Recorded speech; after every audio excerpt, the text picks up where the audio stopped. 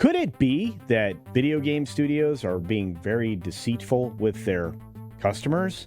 Could they be hiding things that they shouldn't be? Well, it seems that the EU has filed a complaint with multiple video game firms, and they're tired of the companies tricking customers. Let's look into this one on That Gameplay. Hi friends, it's CC here for That Gameplace, and I'm here with one of my regular compatriots, Loki. How you doing, Loki? Doing pretty good, especially with the news we're getting around the gaming industry right now. I mean, things are looking up, at least for us gamers. They're not looking pretty good for the corporations behind them, but I'm happy. Right, yeah, and that's actually a great point. So let's jump right into this story. This is coming from Reuters via Yahoo, and I wanted to get to it from here because I think it's the most straightforward fact-based story that we're going to find. Video game firms have been hit with EU complaint over tricking customers, or consumers, I guess is the word they used. But this is from Fu Yun Chi over there in Brussels. Video game companies, Epic Games, Electronic Arts, Roblox, and 4 others were hit with the EU consumer complaint on Thursday, accusing them of misleading gamers into spending money. You don't say. You don't say. The move came amid rising concerns about children turning into gaming addicts, with some parents claiming video game makers intentionally designed products that cause them to become addicted to games. What do you think about that, Loki? Well, what are we talking about here? Are we talking about like video games in general? Are we talking about spending more? I mean, is there like a monthly tab we're looking at for how much money kids spend on games? Are we talking about DLCs? Are we talking about buy-ins? Are we talking about packs? I know one thing I am completely tired of is those, hey, you need to buy, 5,000 or 50,000 gems so you can buy something in a game. If that's what you're talking about, oh yeah, let's get after it. All right. Well, the European Consumer Organization, the BEUC, and 22 of its members across Europe, including France, Germany, Italy, and Spain, filed a complaint on Thursday with the European Commission and the European Network of Consumer Authorities. The BEUC's members have identified numerous cases where gamers are misled into spending money, kind of like what you're talking about. Regulators must act, making it clear that even though the gaming world is virtual, it still needs to abide by real-world rules. Today, premium in-game currencies are purposefully tricking consumers and take a big toll on children. Companies are well aware of children's vulnerability and use tricks to lure younger consumers into spending more. Loki, this was the thing you were just talking about. And this is there's a lot of deceitful stuff. Does anybody remember loot boxes? Having to buy boxes and gamble online to try and get something you wanted in the game? That is some of the most dirty, underhanded stuff to have in a video game. It should not exist, where you spend real world money to gamble in a game to see if you might get something you want.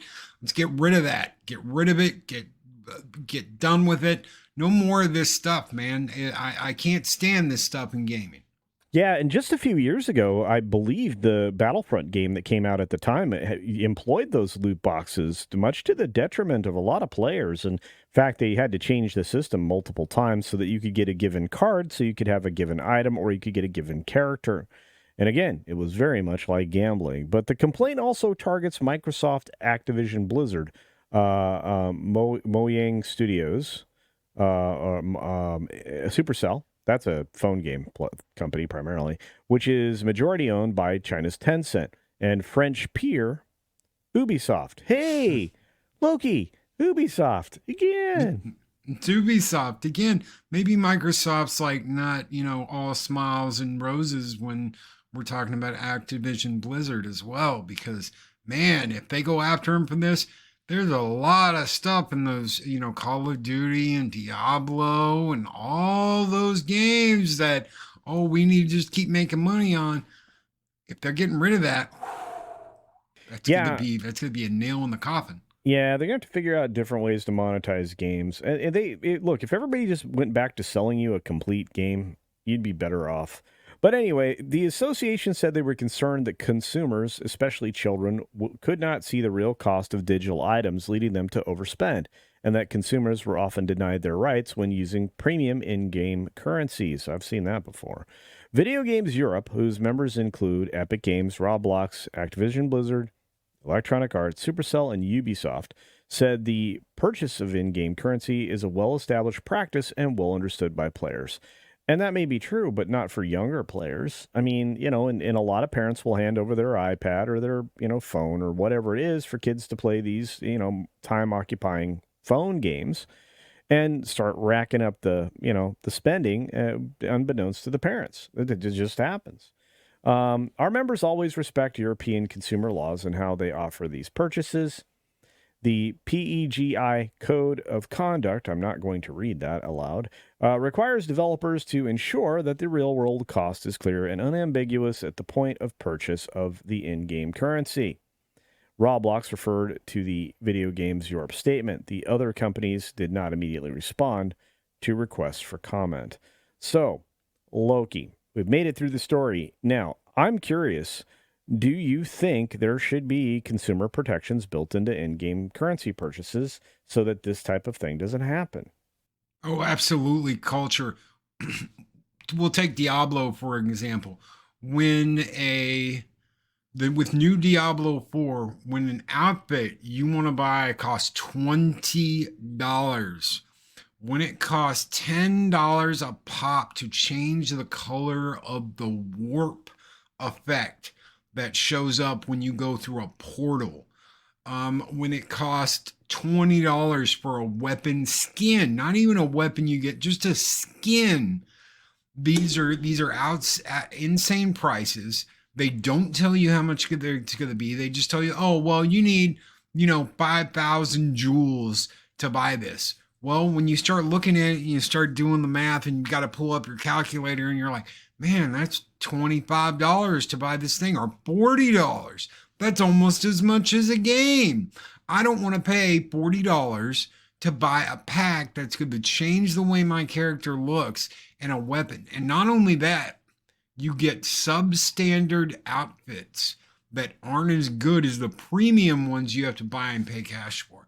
There was a game back in the day called Dead or Alive. It was a really fun game. I used to love playing it. It was a fighting game. You used to get all kinds of cool outfits and setups, and they'd have secret stuff you could unlock.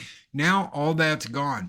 You pretty much have a list of pay-to-play stuff that goes up to $1,000. $1,000 for outfits for one game because they don't want to let you unlock them. Normally, they want you to have to pay for them. That's outrageous. This needs to stop. I'm tired of continuing to have to pay for a game after I've already paid for it once. It's got to end. Yeah, I'm with you. And again, I mean, we can certainly, exercise self-control, but the problem is that this hits consumers that maybe aren't quite prepared for what this actually ends up costing. So we're going to leave it there, folks. It's time for audience participation. What do you think?